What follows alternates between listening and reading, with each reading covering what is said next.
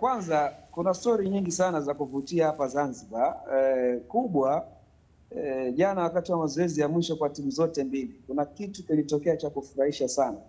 Vile viwanja vya mazoezi katika dimba la uwanja wa Amani vinakaribiana sana. Kwa hiyo Simba alikuwa kiwanja A, Yanga kawa kiwanja B, na walikutana muda unaofanana hivi. Sasa kila mtu akarusha drone, zile drone zile kwa ajili ya mazoezi, alimanusura zigongane kule angani kama vitani hivi. Kila mtu anajaribu kuipeleka kwa mwenzie, lakini mwingine naye huyu akasogeza.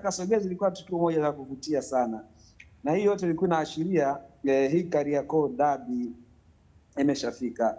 Kiukweli Golgano Zanzibar imechangamka sana, pressure imekuwa ni kubwa kwa mashabiki wa timu zote mbili, umakini wa maandalizi kwa timu zote mbili.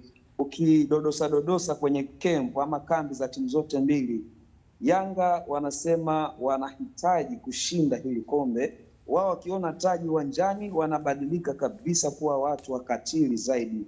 Kwa hiyo wanataka kutetea taji hili na wachukue shilingi milioni 150 za bingwa.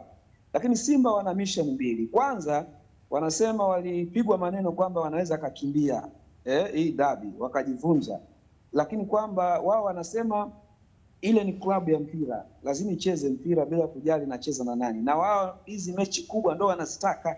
Kwa hiyo walikuwa wanamtaka sana mtani, kwanza wakumbane naye kwenye fainali, wapambanie kombe. La pili, wapunguze ule uteja ambao karibuni na wasumbua, wamefungwa mechi nyingi sana.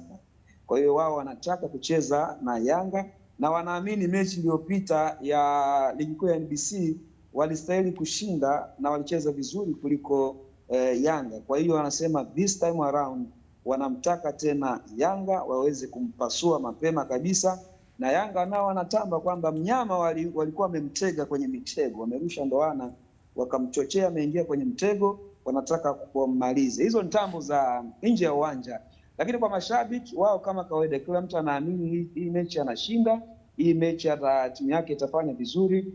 Dakika 90 kuanzia saa 2:15 usiku live Azam Sports 1 HD, nafikiri kile kitendawili kitateguka na tutajua nani ni mbabe. I hope itakuwa ni mechi kubwa ambayo ina intensity kubwa, ushindani ambao utakuwa ni mkubwa sana na mahitaji makubwa.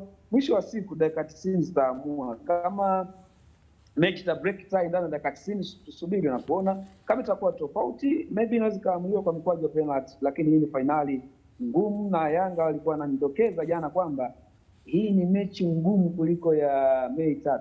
Just imagine, hii mechi ni ngumu kuliko ya Mei 3. Maana yake hii ni mechi ni do or die, lazima washinde kombe mbele ya mtani wao wa jadi Simba Sports Club.